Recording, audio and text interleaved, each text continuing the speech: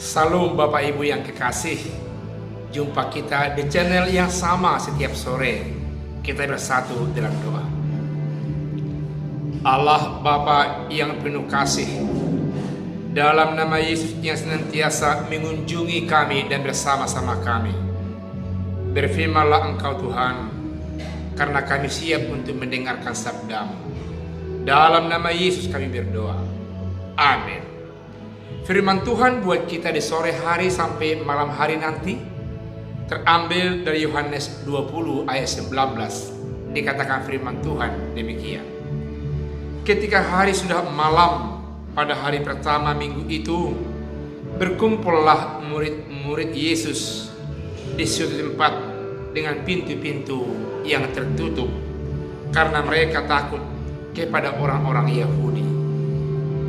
Pada waktu itu datanglah Yesus dan berdiri di tengah-tengah mereka dan berkata, "Damai sejahtera bagi kamu." Demikian firman Tuhan. Saudaraku yang kekasih, ternyata setelah Yesus mati dan bangkit, murid-murid bukan malah menjadi senang dan tentram hati dan pikirannya. Justru mereka sangat gelisah dan sangat takut.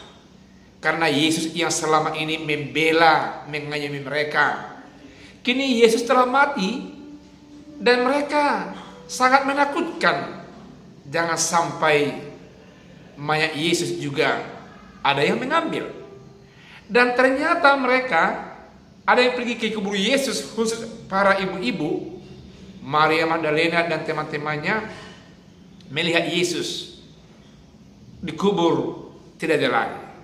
Melihat mayat Yesus tidak ada lagi, dan kubur sudah kosong melompong seperti itu. Hal ini membuat mereka makin takut dan makin gelisah. Kelompok-kelompok murid Yesus dan orang-orang percaya pergi menyendiri mencari perlindungan di tempat yang jauh terpisah dari keramaian dan tempat yang tertutup bagi orang-orang umum. Mereka mungkin berkonsolidasi, berpikir, berdiskusi bagaimana akhirnya nasib mereka di tengah-tengah kondisi yang seperti itu. Betul-betul pikiran mereka sangat tersikat dengan vonis hukuman yang dijatuhkan oleh pemimpin-pemimpin agama Yahudi kepada Yesus sebagai penjahat agama yang betul-betul ditolak oleh orang Yahudi, dan sekaligus menjadi kesimpulan buat mereka bahwa mereka adalah tertolak.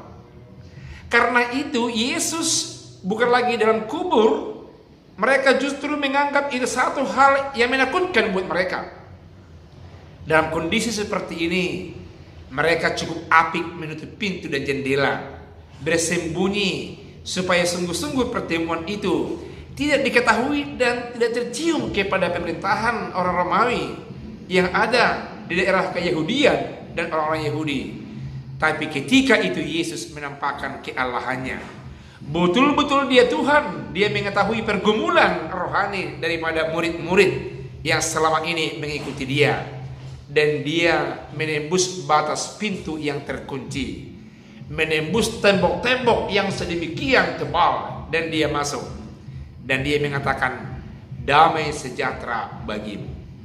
Damai di hati, damai di pikiran, damai dalam semua kehidupan mereka melingkupi murid-murid itu. Yesus betul-betul memberikan jaminan kepada mereka, yakni Yesus yang telah bangkit dari antara orang mati itu. Yang dimaksudkan dengan damai sejahtera adalah menyangkut hati yang terdalam, menyangkut pergumulan, menyangkut rasa takut, menyangkut rasa terpisah dan sangat terpinggirkan oleh keadaan itu, yang terpinggirkan dan gelisah oleh hati mereka yang pertama.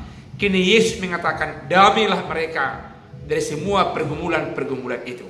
Itulah namanya Allah dalam nama Yesus.